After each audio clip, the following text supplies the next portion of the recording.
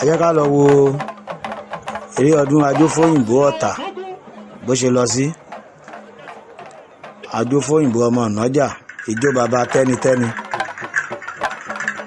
ọmọ òfodófodó ọmọ òfodòfó yàrá òjò tí Ajofoyinbo fodò ní mẹ̀kúnnú ọdún yẹn ló ti yóò dòó fò mọ́. Kábíyèsí ẹlẹ́gbẹ́dẹ́ ẹ̀kọ́ àfìdíbalẹ̀ ńbẹ̀ o. A ti wà ní ibi tí Ajofoyinbo tó ti máa gorí odó lẹ́ni. Ká gbọ́hùn àwọn eégún ọ̀yẹ́.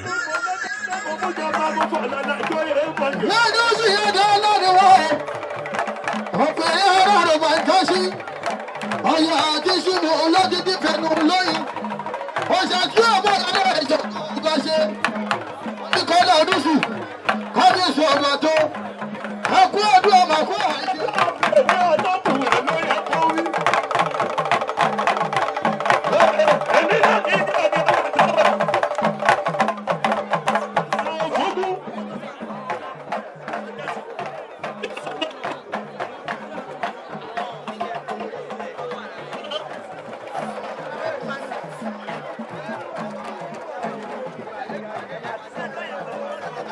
Egun wẹ́bùrà bò dégbò.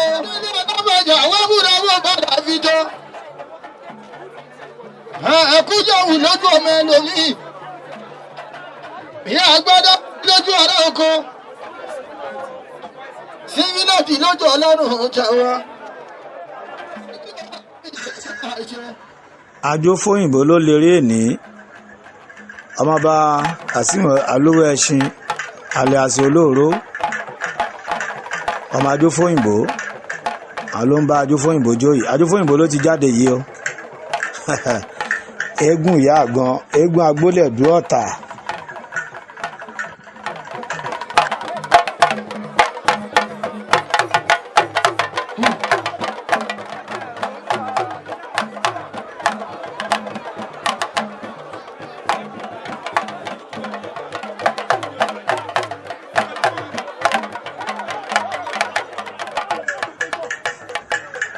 Alàgbà sábàánù Egunjọbí ẹ̀kọ́ àfìdíbalẹ̀ ńbẹ̀ o.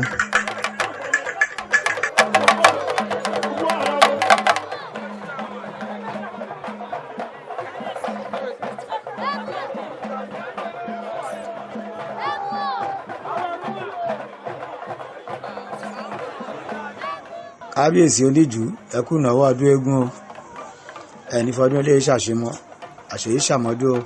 Bákan náà mú kí chairman àwọn ẹkú ọ̀sẹ̀ ṣáàmà gbogbo ti ẹgbẹ́ Ajofoyinbo ẹkú ìnáwó ọdún eégún o. Ànífẹ́ ọdún ilé ìṣàṣemọ. Èmi náà lọ́wọ́ wòrán nìkan kan àwọn bọ́ọ̀lù fojú ọ̀la ìkọ́bẹ̀.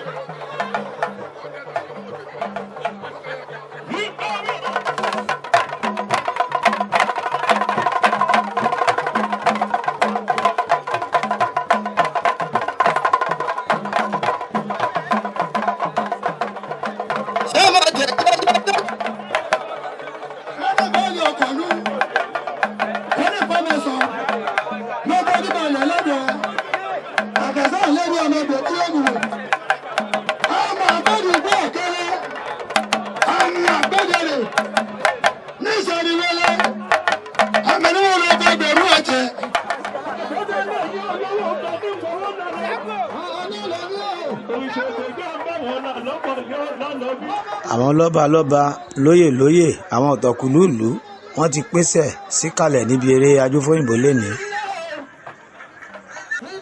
Eégún Ajofoyinbo tó ń ṣeré yìí ó jẹ́ eégún gbogbo Ògúndìmú family ní Ìjú ti Ìjú Ògúndìmú. Bákan náà ó jẹ́ eégún ìyá àgan agbólẹ̀dú Ọ̀tà, eégún ìyá àgan ti ìlú Ọ̀tà, ọmọ ẹni máa kúre. Eégún wọn ni.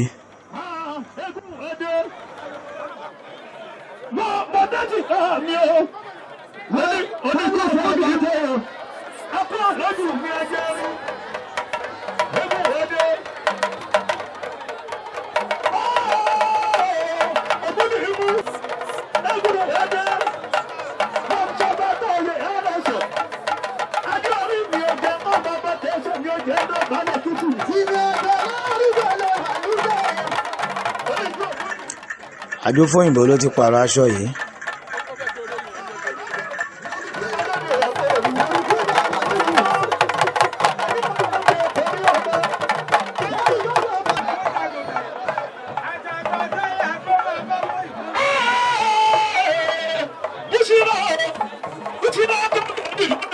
Dìṣíà ẹ kú ìnáwó alága àti Ajofoyinbo.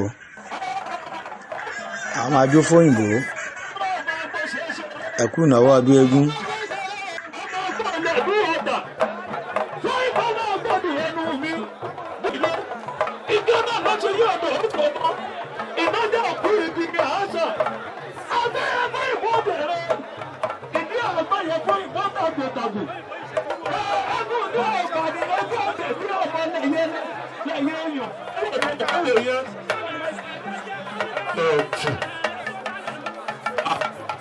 Hello. Ẹjọ́ ẹ̀yọ́ lílu ẹyẹ ẹgbẹ̀rún ọdún ẹ̀jìkọ́ orí Ajofoyinbo wò. Ṣé gbọ́ ẹ̀yẹ egún kékèké ẹ̀tẹ̀ ẹ̀wọ́ egún náà bá yọ̀ sí bí ló lè dúró. Àkàntọ́ Ajofoyinbo àkàngbò. Ẹgbọ́n sí awẹ́wẹ́ yìí ọ̀yá. Àkànfọ́ pàápàá fèrè gíjóbi. Ajofoyinbo ló ti gorí odó yìí. Ẹ jẹ́ ká lọ gbọ́rọ̀ lẹ́nu ẹ̀ pẹ̀lú gbogbo àwọn eégún akéwì tán wà ń bẹ̀ jàǹtìrẹrẹ. Ó yá o.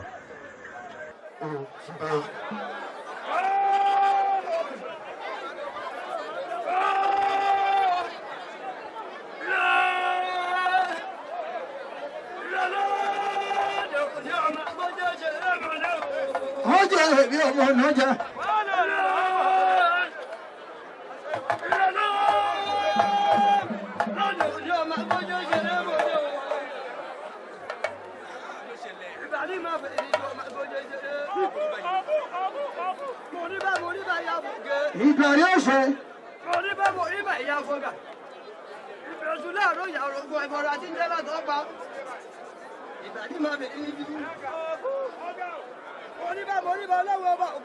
Ìgbàrí ọ̀sẹ̀.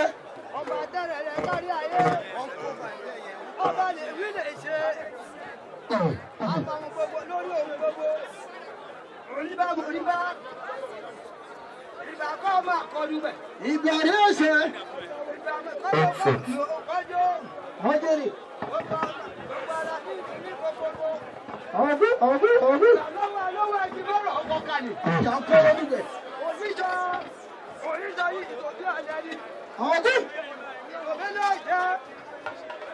Ọmọ àti kékeré ṣàwọ̀ àtòrí ọjà dúdú ọmúnàmù níbẹ̀rẹ̀. Ìbàrí àgùn òbí dúdú. Ìbàrí ọ̀sẹ̀. Gbogbo ọmọ ló fi ìdí pupa. Àkábíyèsí ògbóni mú. Ó kéré ṣe bí erin. Àkú ọdún. Ọmọ àkú àṣeyẹ àkú ọdún bàbá. Ọdọọdún làárọ̀ orúkọ ọmọ agbójéjé. Ọdọọdún làárọ̀ Hausa. Ọdọọdún làárọ̀ mọ́bì lórí àdẹ ìbọn lórí òkòdì ìṣíà. Ìbàbá aṣọ ẹjọ́ ọgbọ́n àgbẹ̀wàrà. Orí àlùkò tí mo bá lẹ́nu mi kí mi mú bọnú. Fún ìbò! Lọ́múdé yìí lọ́mú. Ọmọ àgbọ̀ ṣẹ̀ṣẹ̀ rẹ̀ o. Ọmọ àgbọ̀ lẹ̀ sí Otta. Fún ìbò! Ọ̀pẹ́ pẹ̀ ẹwájú. Ajofoyinbo o. Ọ̀pẹ́ pẹ̀ lẹ́yìn. Gbogbo bí ọmọ ayé ẹ bá ní ìtàkà oṣù dànù. Ẹ ò ní rí gbẹ́sọ̀ọ̀dù bí ò ṣe bí ọmọ tí yín.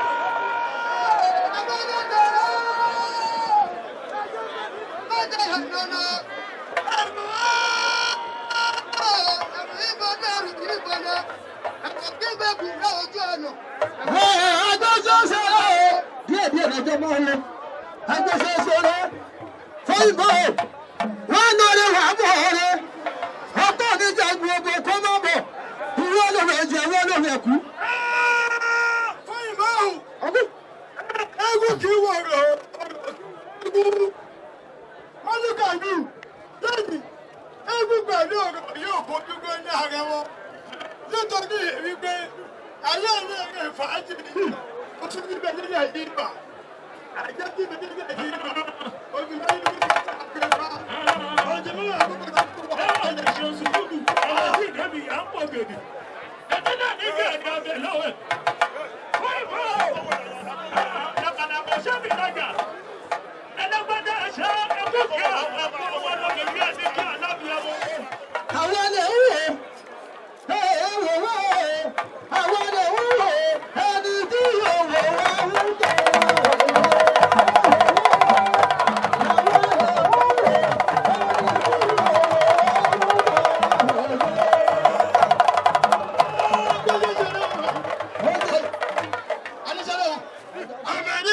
ọmọ ẹgbẹ̀rún àjẹ́. Mo sọ bẹ́ẹ̀ lẹ́ẹ̀kan, mo ní bí àwo bá kó àwọ̀ ṣòro lẹ́yìn àwo. Ìyá gbọ́dọ̀ gbá àwọn òrì àti tání. Àṣùwẹ̀ ló lọ́nà, ọmọ ọgbọ́n ṣe ṣeré. Àìmọ̀ ń gbọ́ Ajofoyinbo.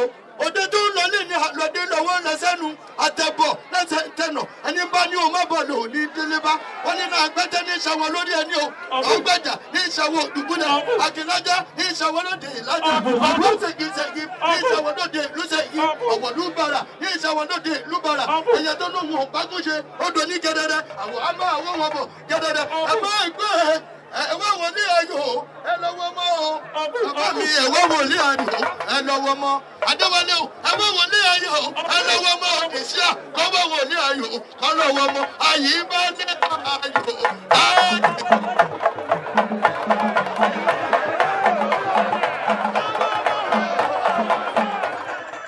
Ajofoyinbo ló ti bọ́lẹ̀ láti orí odó báyìí.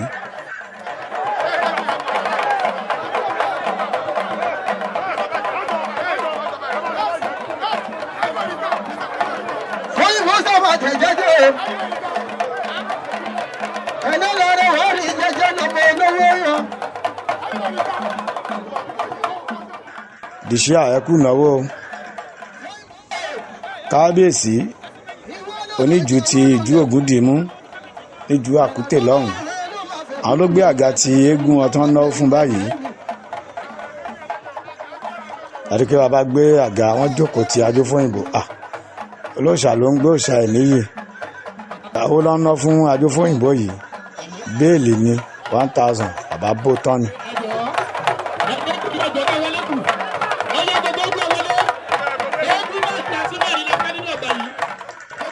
Lẹ́yìn tí Ajofoyinbo bọ́lẹ̀ lórí odó ló ti ń fẹsẹ̀ rájò yìí.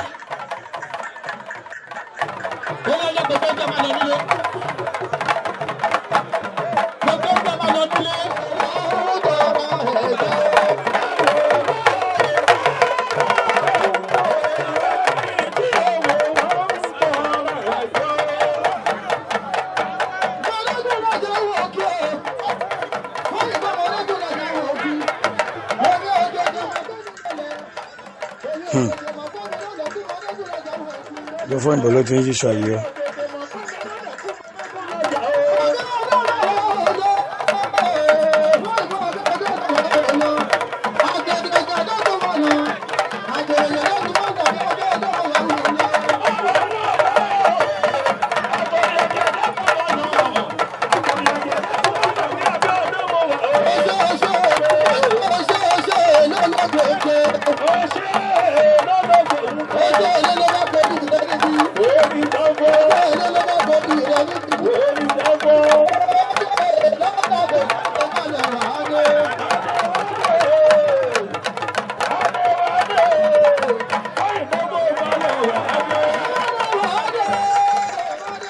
Ṣé àbọ̀ bí Ajofoyinbo ṣe ń yí aṣọ tiẹ̀ ṣé mo sọ fún yín pé oníkálukú ló ní àrà tó fi ń ṣeré tiẹ̀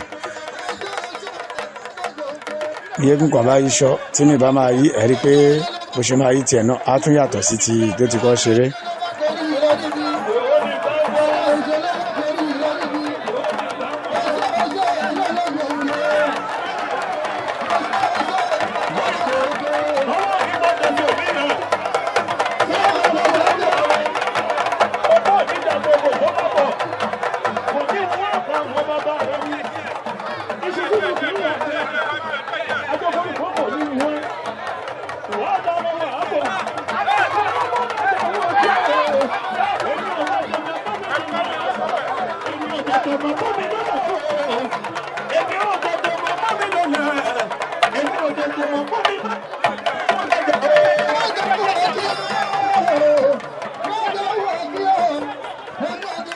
Ajofoyinbo-Ota ló ń ṣeré lọ́wọ́ eégún ìyá gan.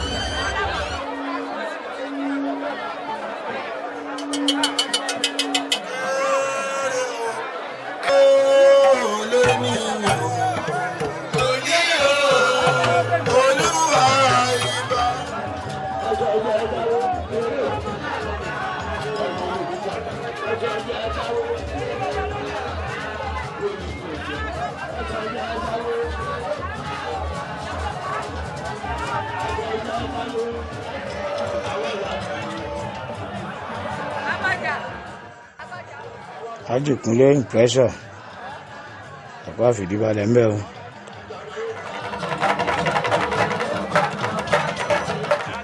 Ọlọ́pàá ti orílẹ̀ Agége ẹ̀kọ́ àfìdíbalẹ̀ ń bẹ̀.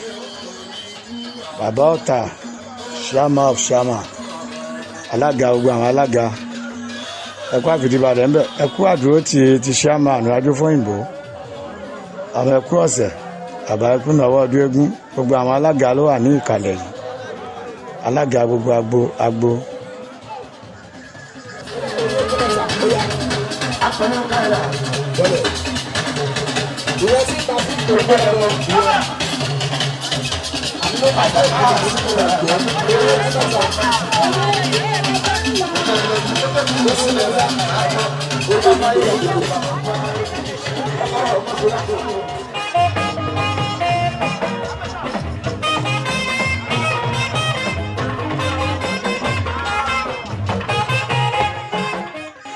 Alhaji Mutiu Akaṣọ eléré wa lọ́jọ́ tèmi òun ló dé.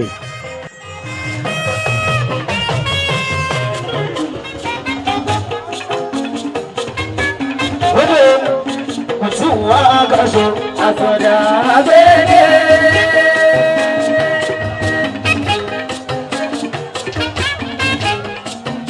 Ìṣàbẹ̀rẹ̀ fún mi ọmọ nìkan kọrin ayé lórúkọ nítorí. Ariwo kò rẹ̀ onílù má dààmú mi. Àtijọ́ tó gbé láti ṣiṣẹ́. Méjì lẹ́ṣẹ̀ lànà papọ̀ o. Eléyìí ni mo sọ lánàá pa máa fi pàwé dé. Ìwé pàtí tó rà máa tó bẹ̀rẹ̀ àwẹ̀ o.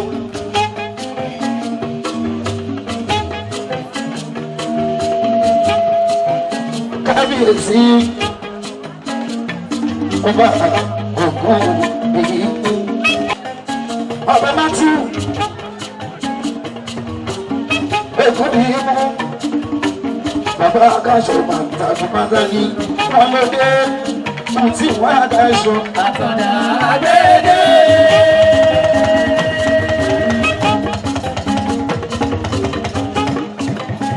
Ìṣàbẹ̀rẹ̀ fi hàn mí òun náà ní kákòrin.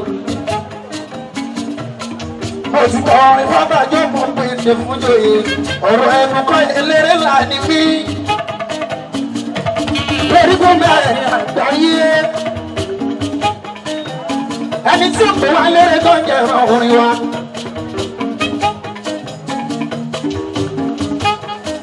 Lórí rẹ̀ mo ti kọrin fábàjọ́ mo pèsè fún joyè eléré ńlá ni mí. Ọ̀tà láwọn yóò lóde 15 ọjọ́ kẹẹ̀ẹ́dógún o nínú oṣù kejì ọdún 2026. Ibi àti ìṣeré wa lè di òun ní táwọn òsì nínú ọ̀pẹ o. Akaṣọ lórí ìró.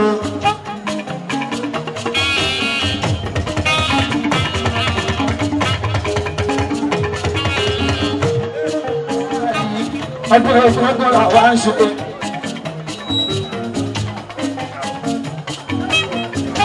Ẹbí ká ṣe fún ìwé ìlú Ọ̀tà. Ilé ọdún làwa ò ilé ọdún làwa.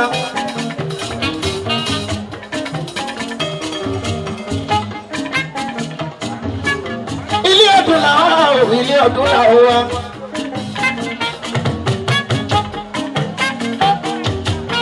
Ẹgbẹ́ Ajofoyinbo àṣẹ iṣẹ́ mi ilé ọdún làwa. Kọ́ ní àwọn ẹ̀ṣẹ̀ rere. Èkó ní fámìlì akẹ́rẹ́ṣẹ́ bí erin.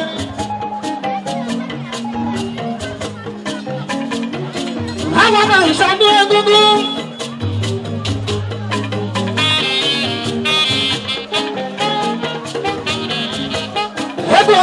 Ajofoyinbo èmi làdájọ́ máa ń gbé pé.